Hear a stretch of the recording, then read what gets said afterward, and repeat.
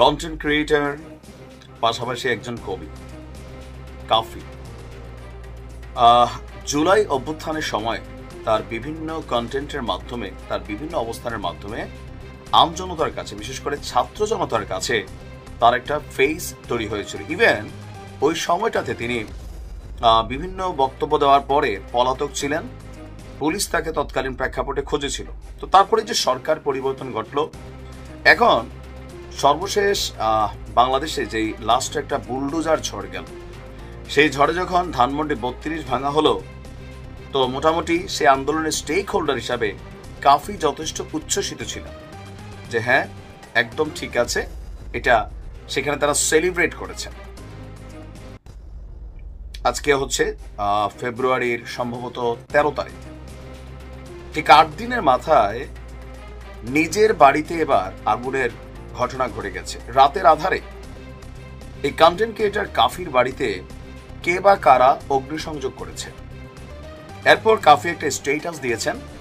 তো তার এই স্ট্যাটাসের কমেন্টে কেউ কেউ লিখছেন, আবার বুঝতে পারছো যে অন্যের বাড়িতে আগুন দেওয়ার পরে যে উচ্ছ্বাস তুমি করেছো, তোমার বাড়িতে যখন আগুন লাগছে ফিলিংসটা কেমন? কেউ কেউ বলছেন যে ভাই, আপনি মন খারাপ করবেন না, ধৈর্য হারাবেন না, নিশ্চয় আল্লাহ ভালো কিছু রাখছে। এখন যারা যারা যেই পক্ষের ফলোয়ার, যারা কাফির হেটার্স, তারা একরকম বক্তব্য দিচ্ছেন, যারা তার সাপোর্টার্স তারা আর একরকম বক্তব্য দিচ্ছেন। আমরা যদি দেখি যে কাফির বাড়ি হচ্ছে পটুয়াখালী জেলার কলাপাড়া উপজেলায়। 2019 থেকে কন্টেন্ট তৈরির কাজ করে। আর অমর 21 বইমেলার মধ্যে, আচ্ছা, জুলাই আন্দোলনের অংশগ্রহণ করা প্রথম দিক থেকে তার এই বক্তব্যগুলো আমরা দেখেছি ফেসবুকে বা বিভিন্ন জায়গায়, তিনি যথেষ্ট আলোচিত হয়েছিলেন। এরপর আমরা যদি দেখি তার যে স্ট্যাটাসটা ছিল, মধ্যরাতে আমার বাড়ির রান্নাঘর সম্পূর্ণ পুড়িয়ে দিয়েছে, কোন দেশের জন্য, কাদের জন্য কথা বলেছিলাম, যুদ্ধ করেছিলাম এবং করছি, নিরাপত্তা পাইনি। এখন কাফির এই অভিযোগের জায়গাটা বা অভিমানের জায়গাটা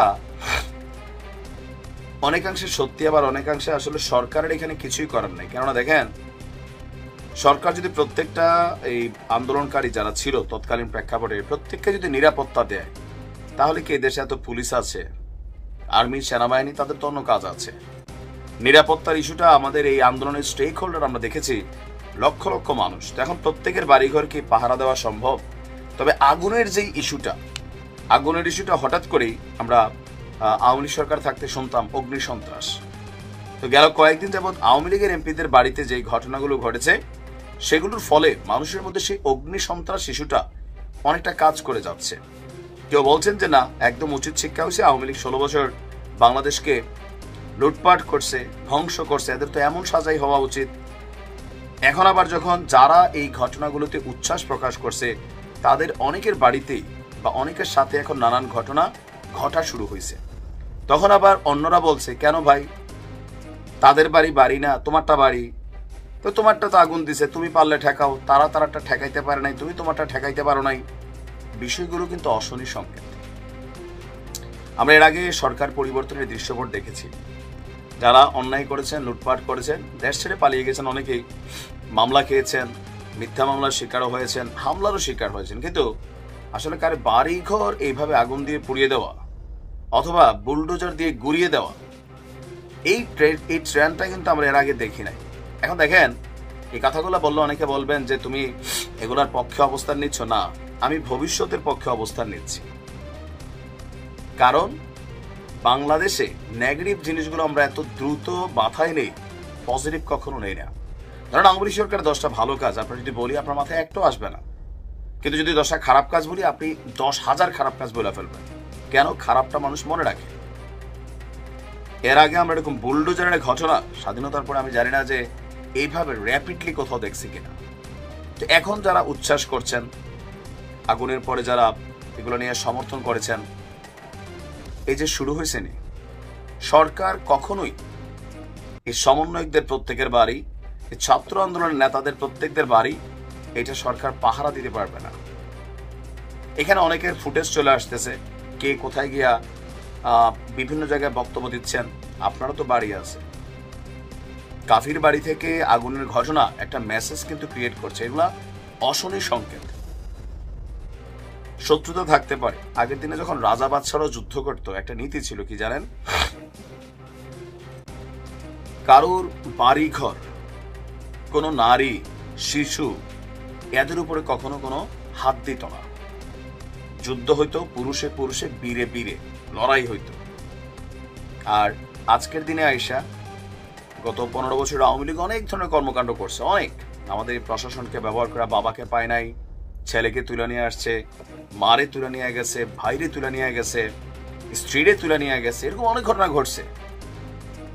সেই ঘটনাগুলোর প্রেক্ষাপটে আওয়ামী লীগ সরকারের এই পতন ঘটেছে।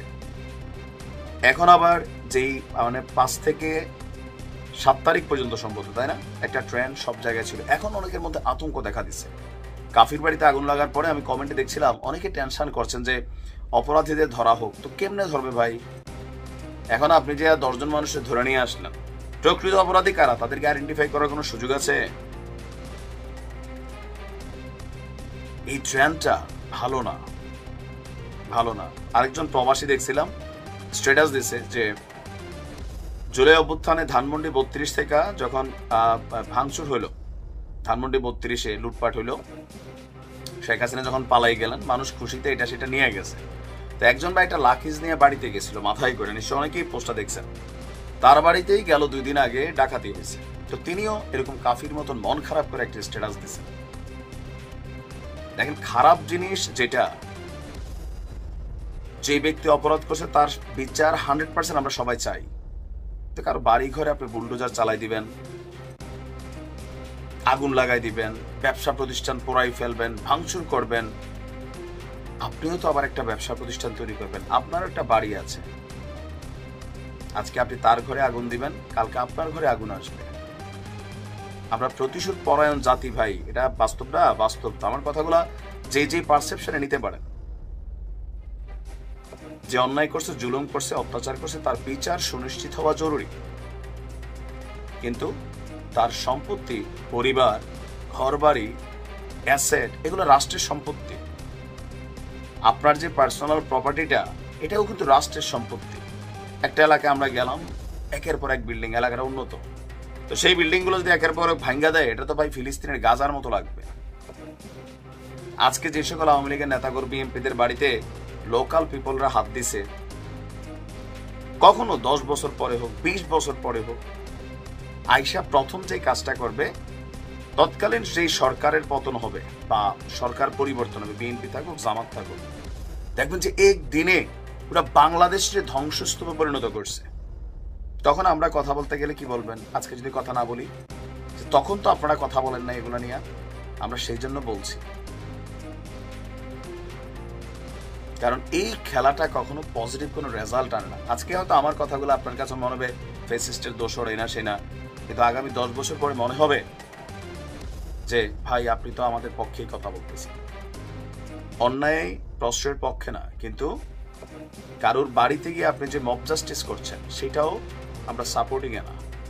আজকে বিএনপির যে সকল নেতাকর্মীরা, জামাতের যে সকল নেতাকর্মীরা উচ্ছ্বাস প্রকাশ করছেন, লোকাল পিপলের মধ্যে অন্যান্য যারা আছেন, প্রত্যেকটা এমপি লোকালি অনেক পাওয়ারফুল।